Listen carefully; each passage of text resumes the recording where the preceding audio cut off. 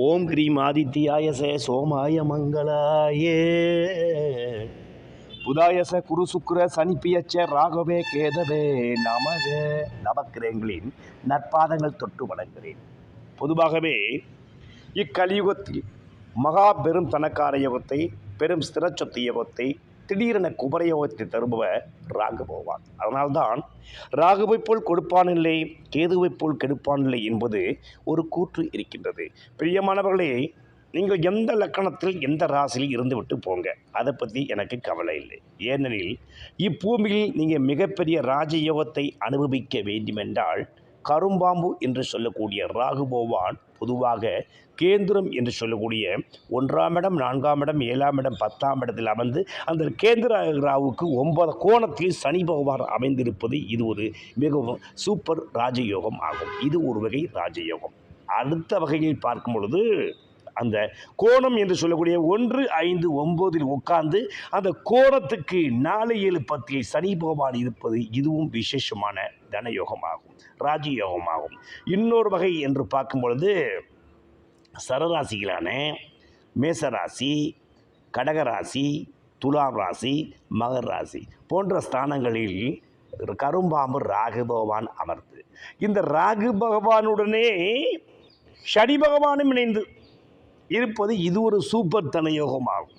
இந்த வகையில் ராகு பகவான் இருக்க இந்த கேந்திர ராகுவா இருக்கும் ராகுவை புலிப்பாணி சொல்லும்போது, பேசும் அந்த கேந்திரத்தில் ராகு நிற்க பிரபல நாராஜாக்கள் சேவையுள்ளோம், வீசுகின்ற தனம் படைத்த சீமானாகி விதுரனையாவால் நெடுவான் இன்னது கேளு, தேசுபெரு பட்டாடை அணிகள் சேர்ப்பன் தெவிட்டாத வாழ்க்கையுள்ளோன் திரண்ட கீர்த்தி, மாசில்லா மன்னவனாய் பலனால் மட்டும் என வாழ்ந்திருப்பா என உரைத்தோர் முனிவோர்தானே என்று புலிப்பாணி சித்தர் கூறியது போல, கேந்திரங்களில் ராகு பகவான் இருந்து அந்த ராகு பகவான் இருக்கும் வீட்டின் அதிபரும் அந்த ஜாதகத்தில் யோகாதிபதி சாரம் பெற்று, குறிப்பாக குரு பகவான் சாரம் பெற்று தனக்கார யோகம், பணக்கார யோகத்தை அனுபவித்து விடுவார்.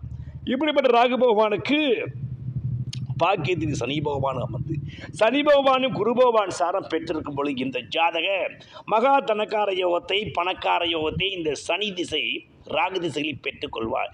இப்படிப்பட்டவருக்கு அம்சா ராசியிலும் இந்த ராகு பகவான் சனி சுக்கிரன் ராகு இருந்தாலும் மிகவும் சிறப்பான ராஜயோகத்தை தரும். மேலும் உபயராசி என்று அழைக்கப்படும் மீனராசி, மிதுன ராசி, கன்னி ராசி, கும்பராசி, தனுராசி போன்ற ஸ்தானங்களில் ராகு பகவான் அமர்ந்து இந்த ராகு பகவானுக்கு 8ஆம் இடம் என்று சொல்லக்கூடிய மறைந்த ஸ்தானத்தில் சனி பகவான் இருந்தால், மறைந்த சனி பகவான் உங்களுக்கு நிறைந்த தனயோகத்தை கொடுத்து இந்த ஜாதகரை மிகப்பெரிய சூப்பர் ஸ்டார் தனயோகத்தை அமைத்தே தீர்வார். ஆக மொத்தத்தில் ராகு பகவான் எந்த ஸ்தானங்களில் இருந்தாலும், கேந்திரத்தில் இருந்தாலும், கோணத்தில் இருந்தாலும், பணபரஸ்தானத்தில் இருந்தாலும், சுபக்கிரோடைய பார்வடை நட்சத்திரக்காரக சாதனம் பெற்றிருந்தது சிறப்பான தனயோகமாகும். அல்லது குருபோபான் பார்வையை பெற்றிருப்பது, அல்லது அந்த ஜாதகத்துக்கு யோகக்காரன் என்று அழைக்கப்படும் 5 கூடிய யோகாதிபதி சாரம் பெற்றிருப்பது, அது யோகக்காரன் பார்வை பெற்றிருப்பது, அல்லது சுக்கிரன் சரி ராகு இணைப்பை பெற்றிருப்பது, அல்லது ராகுவுக்கு 4, 7, 10 கிரகங்கள் இருப்பது, அல்லது ராகு பகவான் உட்கார்ந்திருக்கும் வீட்டிற்கு 10ஆம் வீட்டில் அந்த ஜாதகருக்கு தசம கேந்திர ஸ்தானாதிபதி ஆட்சி உச்சம் பெற்று அமாவாசை யோகத்தில் அமைய பெற்றிருப்பது இது ஒரு மிகப்பெரிய ஜாதக யோகத்தை தந்து, இப்படிப்பட்ட திசை புத்தி வரும் காலில் இந்த ஜாதகருக்கு இந்த ராகு பகவான் மிக கோடியான தனயோகத்தை கொடுத்து சாதாரண குப்பையில் இருப்பவனை கோடீஸ்வரனாக்கி மகா தனயோகத்தை கொடுத்து கோடி கோடியாக கொட்டி அவரை மிகப்பெரிய சூப்பர் ஸ்டார் தனயோகத்தை இந்த ராகு பகவான் கொடுப்பார் என்பது நிதர்சனமான உண்மை.